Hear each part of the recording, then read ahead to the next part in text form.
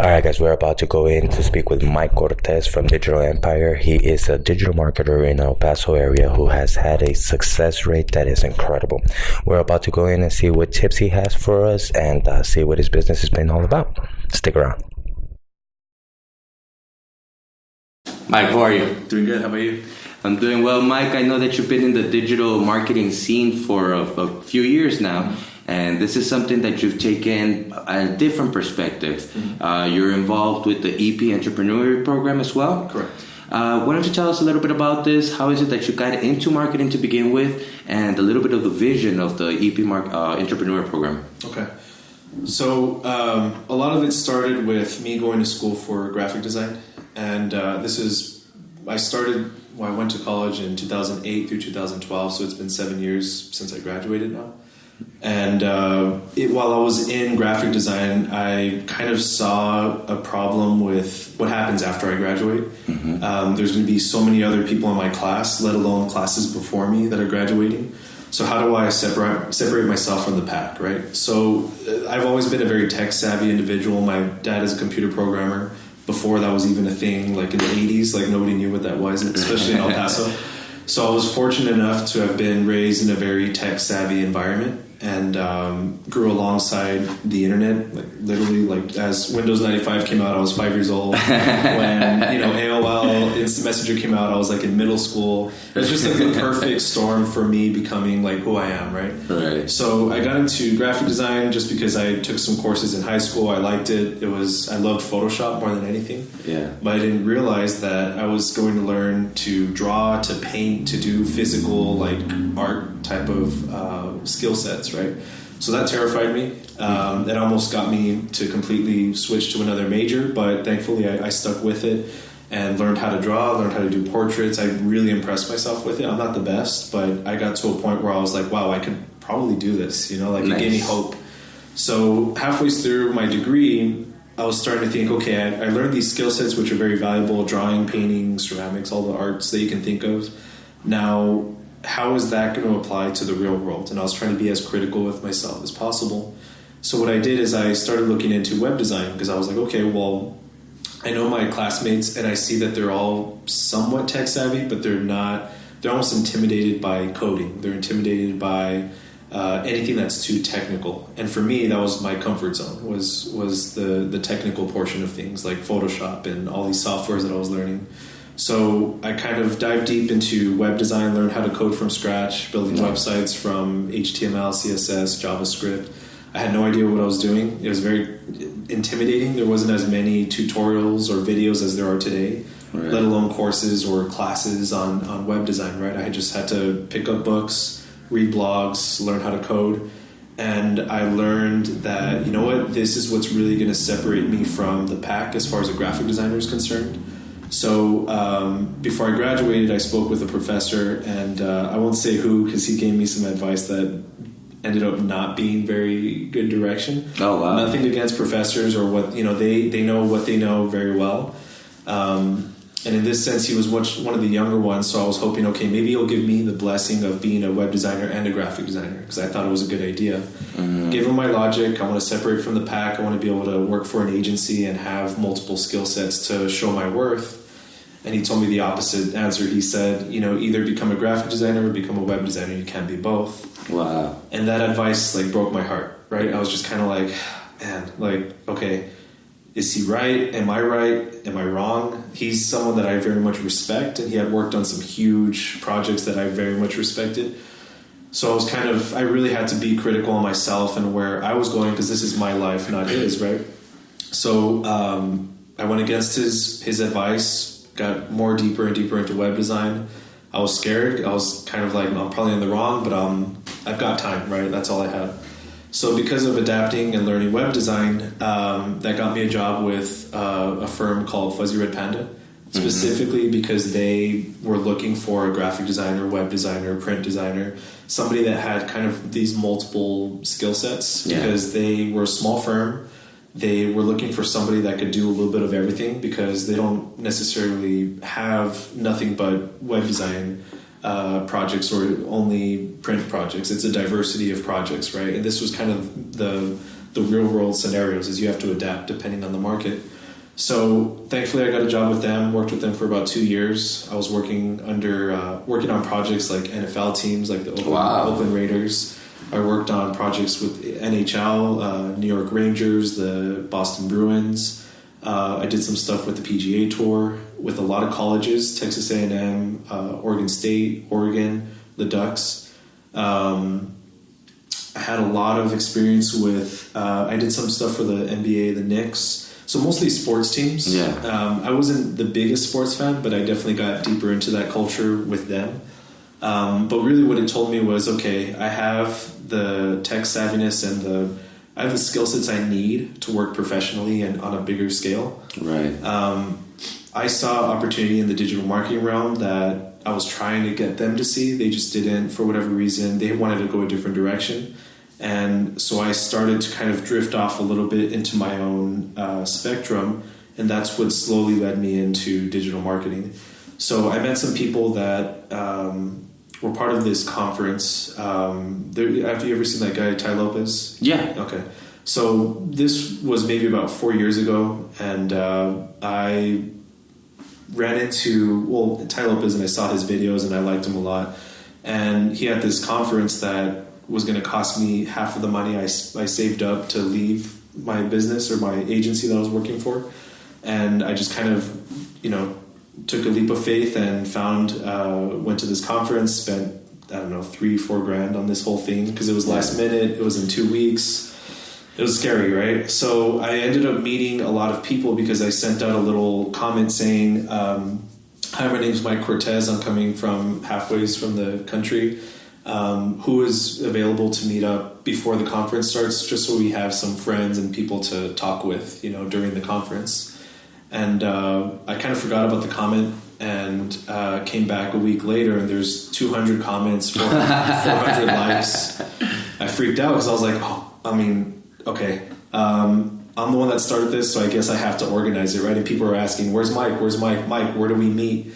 And I'm like, oh man, okay. So I wrote a comment saying, let's meet at Barnes & Noble. It's about at the 3rd Promenade or something like that on Santa Monica, I mean.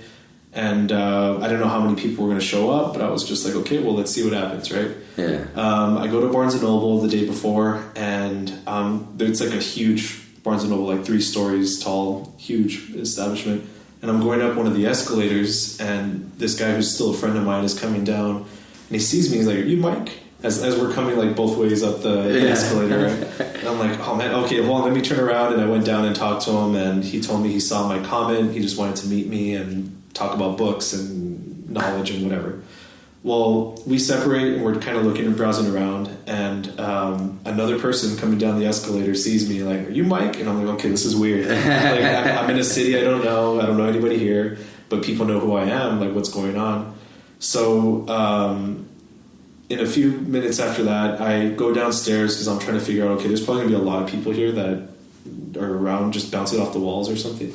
So there ends up being about 30 people waiting for me at the bottom of the floor, and I felt like a mini celebrity, like a Z-list celebrity, right? But it was cool because it was like, wow, these people actually saw my comment, they met up, now I have to take initiative and be like the leader of the pack and just kind of take us somewhere outside of Barnes & Noble because that wasn't going to work.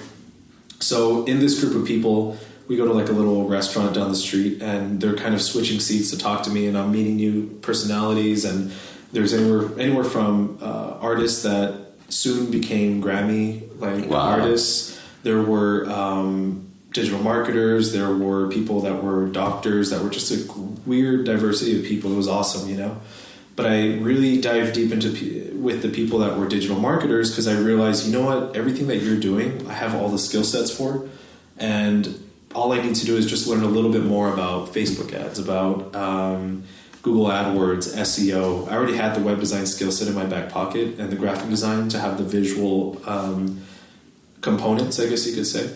So I had all the moving parts, and I didn't realize that digital marketing was just a perfect fit for me. So that's how I kind of got into it, and it was a long story. And fast forward 4 or 5 years now, I have my own agency. I'm working with anywhere from coffee shops to insurance brokers to supplement companies. animal hospitals. I mean, a huge diversity. I'm very blessed and I'm very happy with where I am. So what I've noticed is that whenever you take that leap of faith and you do something that, speaks to your essence as opposed to becoming that, robot slave to the system type of thing, everything just kind of seems to start falling into place, and it's not easy, but as long as you're able to maintain that rhythm, it seems like that's the way to go, that you have to do what it brings you that inner peace and inner satisfaction. So I believe what you did was a great example for a lot of us and a lot of people out here who are insecure about leaving that small security they may have to go out and chase their big dream. Now, you've been at this for a while, and you've discovered your own style of business, your own, what it is that it's your niche.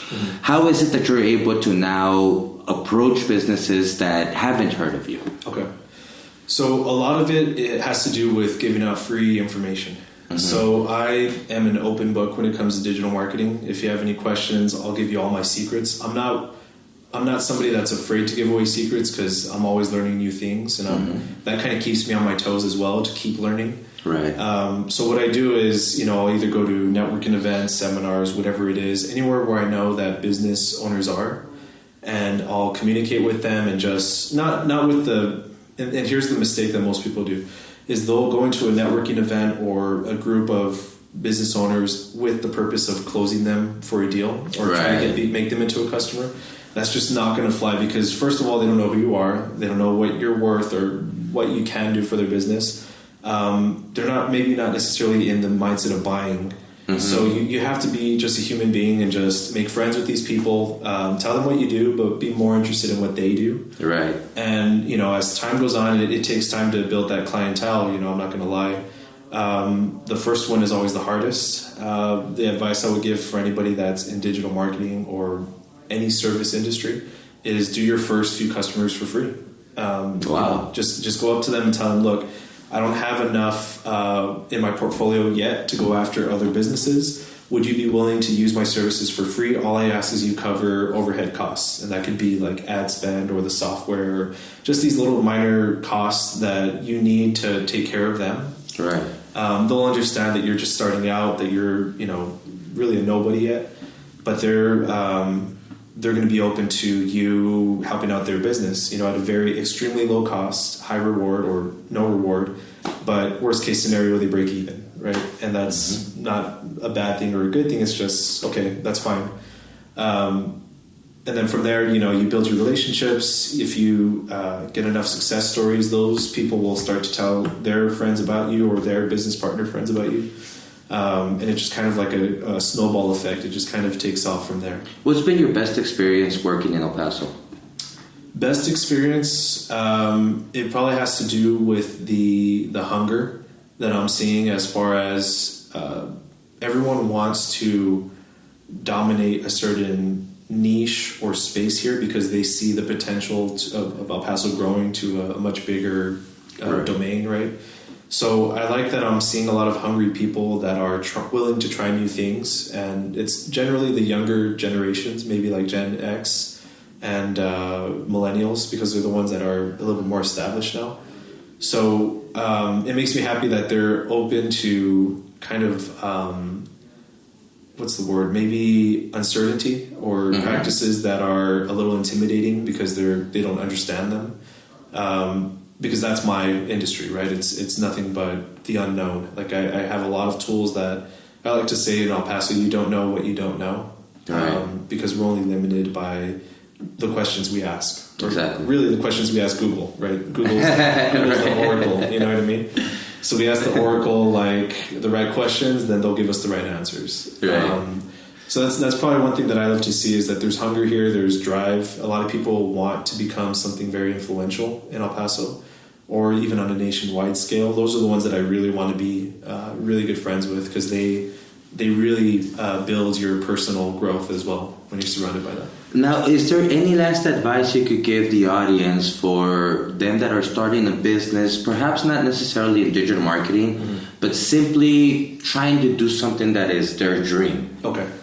So start small. before. I know a lot of people want you to start, go after your dreams and start huge and, never stop. But there's a great book that I read called The Lean Startup by Eric Ries, I believe. Mm-hmm. And he has a methodology in the Lean Startup called the MVP. I don't know if you've ever heard of this before. It's the minimum viable product. Mm-hmm. And essentially this is like a Silicon Valley type book, and I'm very into like the whole digital culture or tech culture. So the MVP is basically the idea that, okay, let's just say you have an idea for an app, for a restaurant, for whatever it is. It doesn't matter what the business is or the startup. How can you start like a little mini project of this idea and see if people actually like it before you go and invest $10,000, $100,000, $1 million, whatever that number might be, for an idea that people don't even care about. Right. So it's how do you avoid these obstacles in the future ahead of time at a very minimum budget. So let's say, for instance, if you want to develop an app, could you develop that app with Excel? Could you do it with, let's say, a combination of Instagram and, let's say my little cousin, he's 17. Him and his business partner are starting an app called Sport IQ. And they have this huge idea, which is we want to give a platform for people that are very much into sports to debate. But the way that we would kind of solidify the winner is through hard data. So you have to have the facts in order to win. It can't just be, the Cowboy fans are going to vote for, somebody that's a Cowboy, or the Lakers fans are only going to vote for the Laker guy, right? It's a way to kind of democratize it, not democratize it, but make it more like of a solidified, like this is the clear winner because he has all the facts to prove it. Right. So they have this big idea. It's going to be an application using artificial intelligence and all these things. I love what they want to do. But I told them, look, why can't you do this on Instagram first? Use the polls, use stories, use all these things at your disposal. You're going to be at the moment, basically the artificial intelligence, or the one determining who the winner is, because you're going to see their facts, you're going to do your own research, but you find out ahead of time if people even care about your idea. And they're slowly building traction. I believe it's Sport IQ. You can find it on Instagram. Awesome. But that's an idea of what you should do if you're going to start a business. Before you put any money into it, can you do it for free?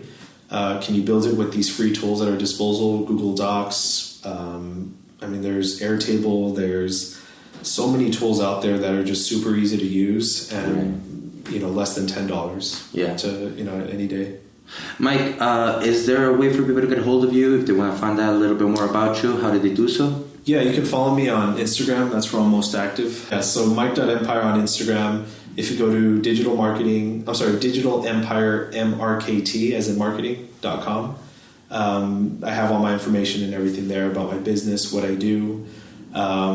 Pretty much look up Mike Cortez and I'll pop up on any platform, LinkedIn, Facebook. Yeah. Very cool. Appreciate your time, brother.